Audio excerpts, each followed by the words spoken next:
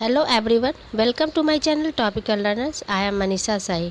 आज मैं अपने इस वीडियो में हिंदी क्लास 8 चैप्टर नंबर 1 हे मातृभूमि के कुछ शब्दार्थ और क्वेश्चन आंसर्स को डिस्कस करूँगी।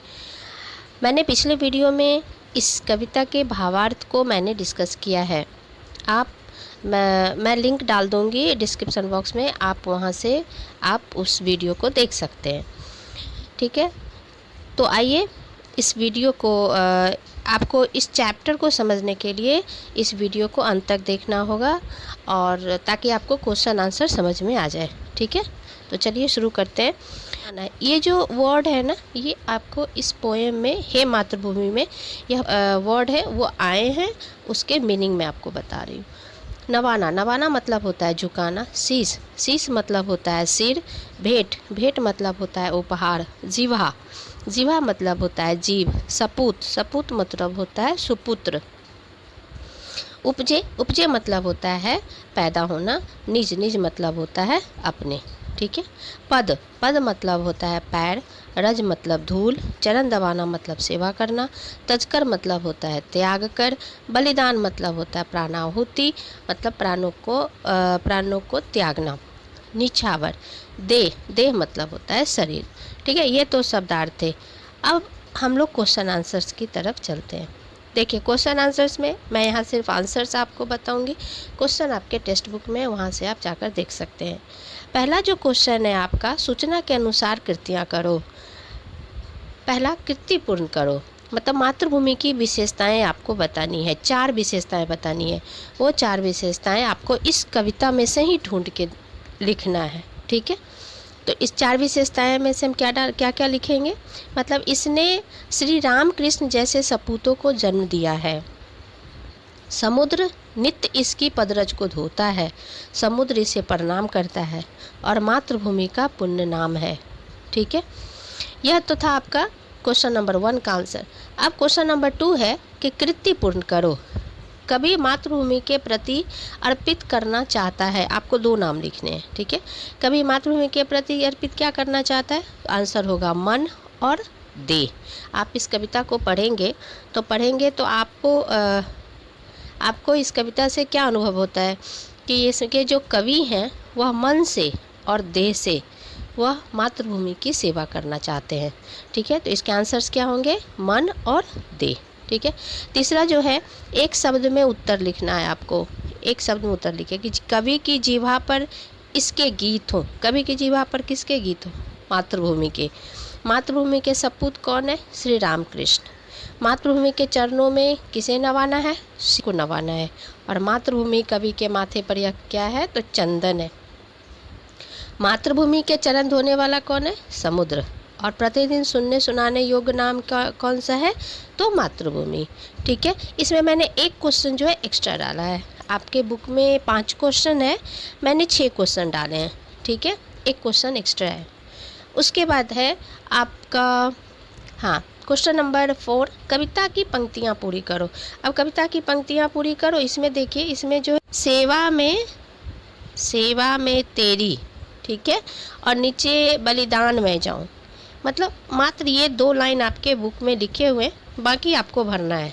ठीक है, तो आप इस कविता को देखें, पढ़ें, और तब देखेंगे कि यह जो लाइन है यह किस पैरा का है।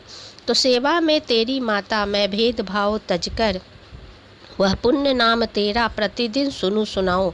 तेरे ही काम आऊं, तेरा ही मंत्र गाऊं, मन और देह तुम पर बलिदान में जाऊं। ठीक है, तो यहाँ क्या करना है ना आपको कि कविता याद करना पड़ेगा। इस तरह के क्वेश्चंस जब एग्जाम में पूछे जाते हैं तो इसके लिए आपको पोएम के लाइंस याद होने चाहिए, तभी जाकर आप ये क्वेश्चन सॉल्व कर सकते हैं। तो यह तो था इस टेक्स्ट बुक में जो क्वेश्चन है उसके आंसर, लेकिन आपको इसके बदले आपको इस कविता के अदर जो लाइंस है उनको भी आपको याद करना पड़ेगा। ठीक है, ज़रूरी नहीं कि यही पूछेगा, एग्ज़ाम में आ सकता है, आपको अदर जो लाइंस है वो भी आ सकते हैं। ठीक है, अब हम लोग आते हैं भाषा बिंदु की तरफ। देखिए, भाषा बिंदु में क्या है कि निम्न चिन्ह दिया हुआ है आपको, और निम्न चिन्हों का नाम लिखकर उनका वाक्य में प्रयोग करना है। तो यह जो चिन्ह है सामने आपको दिख रहा होगा। यह जो चिन्ह है, चिन्ह किसका है? पूर्ण विराम का चिन्ह है, पूर्ण विराम का चिन्ह है। और जब हम पूर्ण विराम कहाँ लगाते हैं, यह चिन्ह हम कहाँ यूज़ करते हैं? तो जब कोई भी सेंटेंस पूरा हो जाता है तो सबसे अंत में हम पूर्ण विराम देते हैं।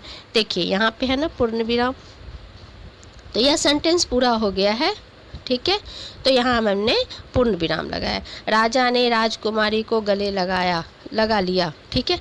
अब इसके बदले आप दूसरा भी सेंटेंस डाल सकते हैं। अर्धविराम, यह जो साइन है इसको हम लोग क्या बोलते हैं? अर्धविराम हिंदी में, ठीक है। तो इसका अर्धविराम हम कहाँ यूज़ करते हैं? जब दो सेंटेंस को आपस में जोड़ने की बात होती है तो वहाँ हम अर्धविराम का यूज़ करते हैं। जैसे सालू बच्ची थी पर मुझे उससे चिढ़ हो गई थी, ठीक है।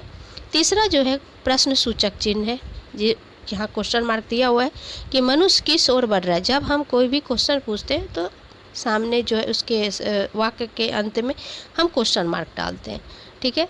तो यहाँ जो क्वेश्चन है कि मनुष्य किस ओर बढ़ रहा है, तुमने क्या खाया है, तुमने क्या पहना है, तुम क्यों सो रहे हो, ये सारे जो है क्वेश्चन है। अब है यह, इसको क्या बोलते हैं? योजक। योजक मतलब देखिए जब दो वर्ड जो है ना, जब दोनों का मीनिंग एक जैसे दौड़ धूप, हंसी खुशी, धूप छाँव, ठीक है, तो क्या होता है ना कि दो वर्ड को अगर हम एक साथ में बोलते हैं तो वहाँ हम ये जो है देख रहे योजक का चिन्ह डालते हैं, ठीक है। तो दिन भर बड़ी दौड़ धूप रही, हाँ, तो इसको हम ऐसे लिखेंगे। आप इसकी जगह दूसरे सेंटेंस भी डाल सकते हैं। अब है विस्मय सूचक चिन्ह। विस्मय सूचक चिन्ह को हम इंग्लिश में एक्सक्लेमेटरी साइन भी बोलते हैं। जब हम कोई भाव मेरा व्यक्त होता है, चाहे वो हंसी खुशी आश्चर्य है, तो वहाँ हम विस्मय सूचक चिन्ह का यूज़ करते हैं। अब जैसे विस्मय सूचक चिन्ह यहाँ डाला हुआ है, हे मातृभूमि तेरे चरणों में शीश नवाओ, ठीक है, तो यहाँ भाव देखा जा रहा है, तो यहाँ विस्मय सूचक चिन्ह हम यूज़ करेंगे। इसके बाद है इकहरा उदाहरण चिन्ह। इकहरा उदाहरण चिन्ह क्या है?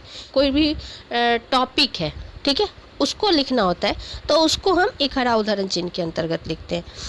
जैसे यहाँ लिखा हुआ है कबीर का रहस्यवाद, और यहाँ देखिए इकहरा चिन्ह है, ठीक है। कोई भी टॉपिक लिखना है, कोई भी सब्जेक्ट को लिखना है, तो राजकुमार जी ने कवि का रहस्यवाद लिखा, ठीक है। अब इकहरा चिन्ह कहाँ यूज़ करेंगे आपको पता हो गया।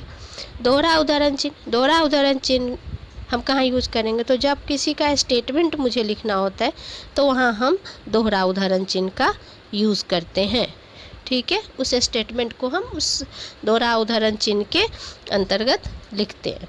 तो राजा ने पूछा तुमने क्या किया दोनों का। यहाँ पे कुछ और सेंटेंस भी आप डाल सकते हैं। निर्देशक चिन्ह, निर्देशक चिन्ह में क्या होता है ना कि जब कोई भी हम कहावत लिखते हैं, मुहावरा लिखते हैं, ठीक है, तो उसको हम निर्देशक चिन्ह के अंतर्गत लिखते हैं। जैसे किसी ने सच्ची कहा है कि बुरे काम का बुरा नतीजा, ठीक है, कहावत है, और उसके बाद निर्देशक चिन्ह डाल के, हाँ, जिसकी लाठी उसकी भैंस, ऐसा करके भी हम लिखते हैं, ठीक है। अब तो ये था आपका भाषा बिंदु के क्वेश्चंस।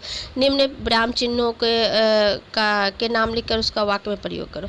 अब है उपयोजित लेखन। उपयोजित लेखन में आपको कहानी लिखना रहता है, ठीक है, शब्दों के आधार पर कहानी लिखो। मतलब कि यह जो आपका शब्द दिया हुआ है, ठीक है, यहाँ देखिए यह जो शब्द दिया हुआ है, ग्रंथालय, स्वप्न, पहेली, कांच, ठीक है। अब इसी वर्ड को आपको जोड़कर एक कहानी लिखनी है, ठीक है। तो देखिए ये धीरे धीरे आप लोग को लिखने आ जाएगा, लेकिन आपको इसके लिए प्रैक्टिस करनी पड़ेगी। मैंने तो यहाँ ऑलरेडी एक कहानी डाला है, ठीक है, आप इसको पढ़ सकते हैं। देखिए इसको क्या है ना कि एक स्टोरी बनाना है, खुद से अपने मन से बनाना है, जिसमें ये वर्ड जुड़े रहने चाहिए। मैं इतनी बड़ी स्टोरी तो मैं पढ़ूंगी नहीं अभी, क्योंकि पढ़ने पे वीडियो बहुत लंबा हो जाएगा। तो मैं बस ये चीज़ दिखा रही हूँ कि पहले आपको कैसे इस वर्ड को जोड़ना है। आप इसको पढ़ सकते हैं, जैसे मैंने यहाँ डाला, यहाँ से आप पढ़ के इसको देखिए। जैसे यहाँ देखिए पहला जो शब्द है ग्रंथालय, ठीक है, तो ग्रंथालय यहाँ आया। अब ये ग्रंथालय यहाँ हम किस ढंग से जोड़ेंगे इस स्टोरी में, जब आप स्टोरी पढ़ेंगे ना तो समझ में आ जाएगा। उसके बाद देखिए ग्रंथालय हुआ, और ग्रंथालय के बाद जो है देखिए क्या है आपका स्वप्न। यहाँ देखिए स्वप्न आया है वर्ड, ठीक है। कैसे इस वर्ड को जोड़ना है और तब आपको स्टोरी लिखना है। जब आप इस स्टोरी को पढ़ेंगे ना तो फिर आपको समझ में आ जाएगा, ठीक है। अब इसके बाद देखिए यहाँ आप 2 बार वर्ड यूज़ कर सकते हैं, ऐसा कुछ नहीं है। यहाँ भी स्वप्न आया। एक वर्ड जो है आपका कांच, कांच देखिए यहाँ पे आया है ना ये वर्ड, ठीक है। मतलब ग्रंथालय, फिर स्वप्न, फिर पहेली, फिर कांच है। लेकिन अगर नहीं हो पाता है तो आप आगे पीछे करके आप लिख सकते हैं। जैसे यहाँ कांच जो है लास्ट में है, लेकिन मैंने ये इस स्टोरी में पहले ही डाला गया, ठीक है। तो इस स्टोरी को पढ़ सकते हैं, ठीक है। क्योंकि मैं नहीं पढ़ूँगी, क्योंकि बहुत लंबा वीडियो हो जाएगा पढ़ने पे, ठीक है। और पढ़िए, और उसके बाद आप इसको खुद से लिखने की, ये स्टोरी तो मैंने डाला कि चलो भाई आपको नहीं समझ में आएगा तो आप एक कहते हैं ना उसको कि एक नमूना मैंने डाला स्टोरी का, आप ये भी लिख सकते हैं या फिर खुद से भी लिखने की कोशिश कीजिए, ठीक है। खुद से लिखेंगे तो ज़्यादा बेटर है, ठीक है। लेकिन हाँ बेस यही रखिए कि ऐसा इस ढंग से मुझे लिखना है, ताकि आपको आगे भी लिखना पड़ेगा, ठीक है। ये क्वेश्चन आंसर्स ये पूरा जो है कंप्लीट हो गया इस चैप्टर का। आई होप आपको यह अच्छे से समझ में आ गया होगा। अगर आपको अच्छे से समझ में आ गया है या फिर कोई डाउट है तो आप कमेंट बॉक्स में आप मुझे लिख सकते हैं, ठीक है। तो मिलते हैं हम अपने एक नए टॉपिक के साथ नए वीडियो में, ठीक है।